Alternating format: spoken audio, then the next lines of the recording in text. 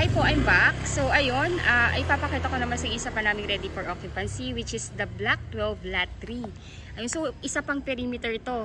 Wala kang katalikuran. Kaya if you want a great and magandang ventilation, I highly advise mag-perimeter ka para yung ventilation mo kahit mag-extend ka sa likod, tagusan pa rin, meron ka pa rin air. Ayan no.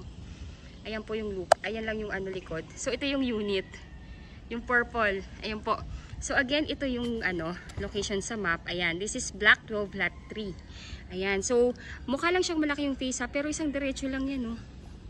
Then ito na po yung amenities. Itong amenities na to, ito kasi yung gate natin. Itong amenities po na to, dyan itatay yung adult pool, kiddie pool, playground, basketball court, and multi-purpose hall. Pati church, dyan din. So centralized. Ito yung pinakamagandang face sa estancia. So again, ito po siya. As you can see po, walang katalikuran. Trees po yan. Kaya ang ganda po niyan. Mukha lang siyang malayo pero walkable yan. Kasi actually, naglakad lang kami ng ading ko. From there, yes, papunta dito. Ayun, so pakita ko na. Ayan, so ito na yun. Wait lang po. Yarn! So ito yung end lot. This is Block 12 Lot 1, Lot 2, Lot 3. Itong purple mismo. Ayan. Pasensya na po kayo. Hindi ko kayo matutur sa loob kasi bawal po yun. And nakalak talaga yan. Hindi po iniiwan na bukas din na engineer para sa security. And para hindi naman maluma kagad yung gamit. Ayan. So this is ready for occupancy ha. Yung banggit ko po, yung natin, reservation fee is only 20,000 and the down payment is only 32,000. Yung down payment po, spot payment po yan. After natin ma-reserve yung unit within 30 days, dapat po ma-cash out natin yung down payment para maipa-approve kagad sa bank financing. Once approved na, pwede na ninyong malipatan yung unit. So again, ayan po Tsaka kagandahan dito kasi this is main road. Malawak yung kalsada. And ayan po, ito na yung mismo yung unit. Nag-grass cutting nga po actually ngayon. Ayan. So, ito yun. Ganda nito. Actually, for me, ako po ay bibili ng inner lot. Mas prefer ko talaga yung mga perimeter. Kasi number one po, pag nag-extend nga po kasi, number one, yun nga, may ventilation pa rin. Kahit extend ko yung likod, hindi po magtatabi yung katalikuran ko. I mean, kasi diba, alam naman po natin pag townhomes, like this one po, pag nag-extend to, ayun, kasi ito corner lot parehas yan eh. Pero tinan nyo na lang doon. Nag-extend na yung isa nating kapitbahay doon. Zoom in ko lang. Magtatabi talaga yung extension ng kabila. Kaya for me, mas prefer ko talaga yung perimeter. Kaya, naku, grab the chance. For me, sobrang po to. Sobrang okay. And ito na yung community natin. Ganda, no? Although medyo madamo, pero kasi dahil nga po umuulan eh. Kaya medyo madaming tumutubong mga unwanted damo. So again, this is perimeter po, one of the best option that you can that you have para dito sa mga ready for occupancy natin. Yan siya. Tingnan natin kung masisilip natin sa likod. Let's see. Ganda ng community, ang ganda ng bonggabilya super nice. Ayan nakakatawa, mahilig po kasi sa plants. Kaya yung mga gantong greeny po, na-appreciate ko talaga siya. Ayun po. Tingnan natin yung likod. Wala pang nakalipat dito pero since nag-grass cutting sila, I believe for turnover na to. Ayun sa likod trees. Ay, ang ganda. Ang ganda po. Hindi ko lang mapakita talaga yung lahat. Kasi nga po, dahil yun nga, ay nga siya. Naka-perimeter, mataas yung wall Ayun po. So, ayun. If you want to reserve the unit, please let me know. Again, I'm Miss Caranza. I'm the licensed broker and I have two best agent na nag-handle ng YouTube channel na to, which is si Stephanie Francisco, Ella de la Cruz, Ma'am Shirley Piel, Jomar Vargas, ayun, and Sir Elisir Soriano. Pero yung numbers po namin yung nakalagay dyan. Ang ganda ng bonggabilya, my gosh. Ang ganda-ganda po Just for entertainment na para at least alam nyo po na ganda yung community natin. Thank you so much for watching and bless you all po. Hello, Ading. Hello po, I'm back. So, ayun, I just like to present to you lang po itong actual na face map ng ating subdivision ng mga ready for occupancy. Gusto ko po kasing ipa-visualize sa inyo bakit napakaganda po talaga ng subdivision na to sa mata ko. Kasi, as you can see po, ito lang yung face natin. Ang liit lang niya. Around 300 houses lang po yan. Then, ito yung main road or yung main avenue ng subdivision. Then, sa kabila po is yung kabilang face. Ito po yan. Itong yellow, ito po yung face na yan. So as you can see po, andito pa yung amenities. Ayan o. Dito po itatayo yung adult pool, kiddie pool, playground, chapel, multipurpose hall. Andito, sa labas lang ng subdivision, sa labas lang ng gate ng phase ninyo. As you can see, ito po yun. Kung mapapansin ninyo, siya yung pinakamagandang phase sa lahat ng phase na itatayo sa loob ng estansya. Pansinin niyo po, di ba po? Ayun po, so again, this is the main Ave. Ito po yun. So, diretsuhin nyo lang po yan, mga around 300 meters. Andito na kayo sa Antero Soriano Road Highway. Dito po dumadaan yung mga buses na going PTEX Terminal, UB Express going Mall of Asia, SM Bacoor, Zapote Las Piñas. 24/7 access po kayo dito sa transportation. Hindi siya katulad ng ibang subdivision na papasok pa kayo ng barangay, papasok pa kayo ng kung saan po, or sasakay pa ng tricycle para masabing makapasok na kayo sa talagang subdivision nyo. Ito po along highway yo, ang ganda-ganda. Bababa ka lang ng bus, sakay ka ng tricycle, sabihin ninyo kung anong phase ninyo. Diretso lang oh. Pwede nga rin po itong lakarin eh. Ayan po oh. Pero syempre pag marami kayong dalawa, wag po kayo maglakad, mahirap po. Ayun, so diretso lang siya o diretso, then rotonda. Then ito na yung phase gate o ito na yung mga bahay. Ayan lang po. So, ayun po, itong mga nakabilog na yan, please disregard po kasi yung iba po dito na-reserve na. And ang mga ilan-ilan na lang na available natin is itong mga itong mga perimeter. Let me know po kung ano po yung magugustuhan ninyo. By the way po, stay tuned po kayo sa sa vlog ko. Panoodin nyo po lahat ng vlog ko about sa estansya.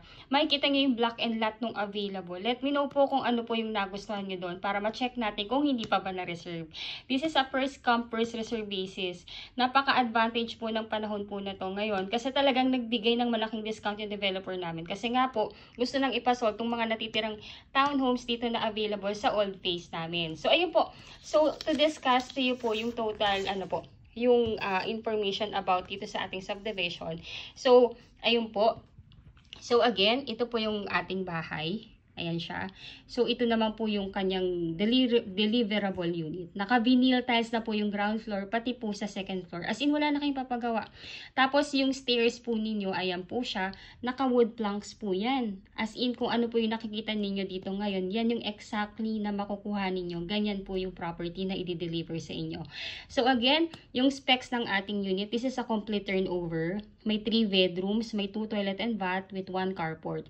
Ayun po, then may provision po to sa likod ng dirty kitchen or laundry area. Yung po yung kagandahan dito. Kumbaga po, meron kayong space sa likuran ng property. Then the lot area po nito is 50 square meter. Then the floor area is 56 square meter. Ang total contract price na po niyan ngayon is actually 3.1 million. Pero dahil nga po pinapaasap na sa amin na maubos tong mga available na townhomes, binaba sa old price which is 2,688,000 lang po. Yan po yung old price way back 5 years ago. Kaya po, yung mga hindi po nakakuha before na ngayon nagugustuhan na and nakikita nilang ang ganda-ganda na talaga. This is your chance. This is your second chance. Kaya avail your unit na. Ayun po. So, the total contract price again is 2,688,000. Then, the miscellaneous fee is 188,160. Ngayon po, inclusive po dyan yung title transfer, government taxes, and processing fee sa bank po. Ayun po, all in na po yan. Kasama po yan sa ilo-loan. Ngayon po, dahil nga po gusto na pong i-turn over din yung unit para sa inyong mga kababayan natin na kailangan ng makalipat, binabaan din yung down payment. Originally, ang down payment is 10% based po sa total contract price. Pero ang bait talaga ng developer natin. So, ginawa niyang 1.9% down payment para talagang makamasa. So, yung down payment na lang na kailangan ninyong bayaran is 52,000 and 592,000 pesos. Ngayon po, para makapag-reserve pa kayo ng available namin na unit, ang una nyo lamang pong gagawin is to reserve it ng 20,000 pesos. Itong 20,000 pesos na to, pwede nyo po yung i-deposit through online sa aming officer, sa aming reservation officer, which is, ayan po. Mamaya po i-discuss ko, gusto ko lang takpan yung yung kanyang buong bank account. Ayun po. So, ayun po. So, ang kanyang net, so ngayon po pag nabayaran na yung 20,000 down payment, 20,000 reservation fee, i-deduct po yan dito. So, ang remaining na lang na net down payment is 32,592. Plus, initial na MF po, itong 5% initial MF. MF means miscellaneous fee. So, base po yan dito. So, yung 5% ng MF is na 188,000 is 9,000 and 408,000. So, yung total na down payment na kailangan nating maibigay within 30 days from the reservation is 42,000 pesos only. Ngayon po, pag nabayaran na yung down payment, stop payment na po kayo at ipapa-approve na natin yan sa bank financing. Ngayon po, usually, ang approval ay lumalabas within the period of 3 months. So, meron kayong payment holiday na 3 months. Ayun po, so, habang hindi pa po lumalabas yung approval ninyo, wala muna kayong babayaran. Ngayon po, pag may approval na kayo, si bank na nag-approve sa inyo will email you directly. Kayo po yung unang-unang i-inform ni bank na na-approve na kayo. Ngayon po, basahin nyo lang po yung contract, yung terms and condition, at pag okay na po sa ngayon, replyan nyo po sila na nag-a-agree na kayo, nina-accept. Then actually po, si bank, once na na-inform na kayo, within 24 to 48 hours, i-inform na rin niya yung developer natin na na-approve na kayo. Ngayon po, pag na-approve na kayo, that's the time na doon na po pipirma ng loan contract signing. Kung kayo po ay OFW at wala sa Pilipinas, kung sino yung magiging representative ninyo dito, siya po yung pipirma in behalf ninyo. Ngayon po, pag nakapirma na po siya, hihingi ng go signal sa inyo si bank kung ipapa-loan release nyo na. Pag ipapa-loan release nyo na po, doon pa lang mag-i-start yung inyong monthly amortization sa bank. So, yung loanable value po is 2,814,000. Ngayon po, for 25 years to pay, kung ito po yung napili ninyo, is 19,890.48 centavos per month po yung inyong magiging monthly amortization po, which is ang kailangan nating ang dapat mo na nakadeclare sa inyong salary, sa inyong COE or job contract is nag-i-income kayo ng 66,301.61. Kung 20 years to pay naman po ang gusto ninyo, that will be 21,818.18 centavos per month. Ngayon po, kung gusto niyo naman ng mas shorter term, which is 15 years to pay, that will be 25,293.67 centavos. Then for 10 years to pay, that will be 32,675.21. 5 years to pay, that will be 55,723.18 centavos per month. Ayun po, so, ayun po, di ba po pag lumabas na yung approval ninyo kay bank and na loan release na kay developer, si developer naman natin, hihingi siya ng at least 30 days para po for the unit preparation and for the acceptance ng iyong unit. Ayun po. Then, ayun po, pagka wala pa kayo sa Pilipinas or yung representative yun na yung available, siya po yung mag-i-inspect ng unit and mag-a-accept ng inyong susi and pwede na siyang malipatan.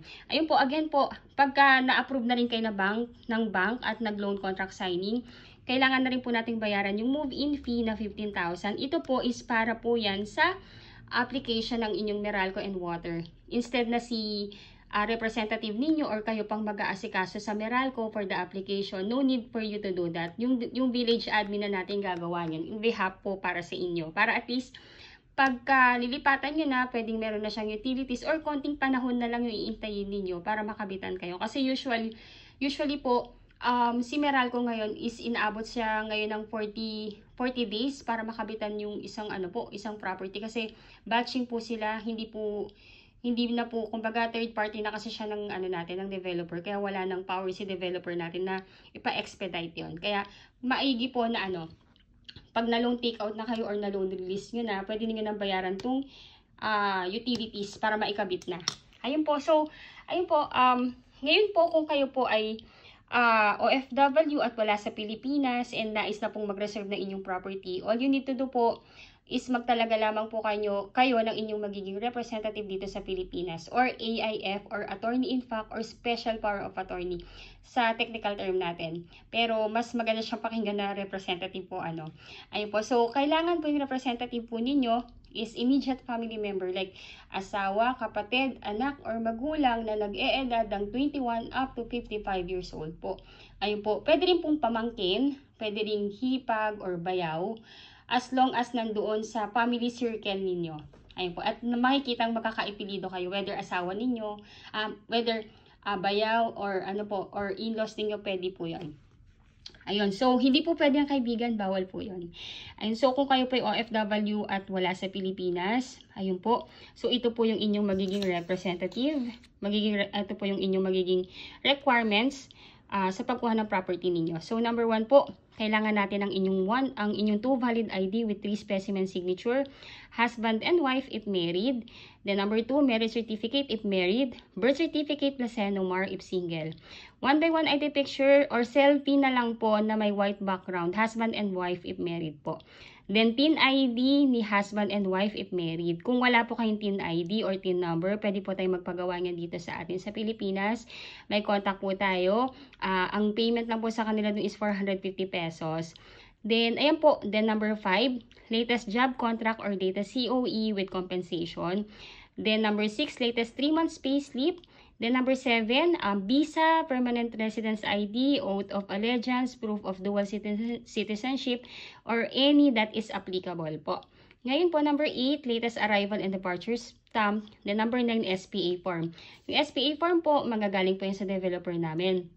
Pwede po namin i-email yan sa inyo upang ma-print ninyo and mapirmahan and dalhin nyo po sa Philippine Embassy natin kung saang bansa po kayo naroon ngayon. Pero if ever man po na meron po kayong na medyo mahihirapan kayo sa pagpapa-SPA, let us know po, pwede po natin gawa ng paraan dito. Pero if you can po na gawin yan din dun sa bansang pinag-workan ninyo, mas better po. Ayun po, then requirements of your SPA or yung inyong magiging representative. Kailangan namin ng kanyang 2 valid ID with 3 specimen signature. Then number 2 po, latest POV like POV or proof of billing like Meralco or water or internet bill. Ayun po, then yung mode of payment ng ating down payment is through manager's check. Ayun po, so pay to order po dapat nakalagay is Raymond Lanlan. Bali dalawa po yung manager's check na kailangang i-request sa bank po ninyo or sa bank ng inyong representative. Any bank of choice will do naman po. Bali po kung nasa ibang bansa kayo at representative nyo lang yung talagang yung kukuha po yung magbabayad po. Punta lang po siya sa bank niya or any bank of choice. Then yung cash na ipapadala nyo sa kanya, ipa-convert niya ng manager's check. Ay po sabihin lang ng representative niyo na yung manager's check is for the purpose for the down payment po ng property na ina-acquire niyo. Then ito yung ilalagay ng teller or ng officer sa bank doon sa manager's check. Then dalawa po yung hihingin nga na manager's check. Yung first MC or manager's check is 32,592 pesos po dapat yung nakalagay, which is ito po yon yung sa down payment po. Then yung sa second miscellaneous, yung sa second na manager's check, ang dapat na ipalagay po is 9,408 pesos po. Yan po yun dito sa initial MF. Ayun po. So, ayun po. So, again po,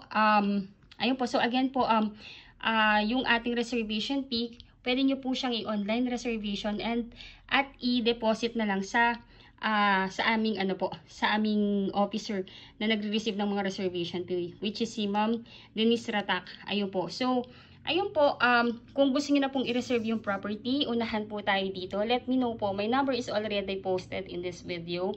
Isa-send ko po sa inyo reservation form para ma-fill upan nyo po. And yung SPA form po para mabasa and ma-fill upan nyo na rin po. And send back nyo lang po sa akin. And kung maaari po, ibigay nyo na rin po sa akin yung mga requirements na available nyo na para at least isang filing natin. Ayun po, if you think po na nakakatulong po sa inyo itong aking presentation sa inyo, please do like my video. And if you are new to my channel, please do me a big favor po. Please subscribe and hit the bell button found at the lower right of this video screen. Again, I'm Miss Say Caranza, licensed real estate broker based in Cavite. Please add me sa aking Facebook account and contact me na lang directly po. Pwede nyo po akong kontakin sa aking Viber, WhatsApp, and add nyo na rin po ako sa Facebook at least makilala nyo rin po ako and for the better conversation po. Ayun, so, again, maraming salamat po sa inyong lahat. And kung nagugustuhan nyo na yung property, nakikita nyo na yung nakikita nyo na dito na talaga kayo titira. And nagugustuhan nyo naman talaga yung location, grab the chance. Kasi this is the second chance po. Kasi po, this is 3.1 million na. Imagine, para maubos lang namin to. Nagbigay ng ganong kalaking discount yung developer namin. So, ayun, grab the chance now. And thank you again for watching my vlog. God bless po sa inyo lahat. Thank you po.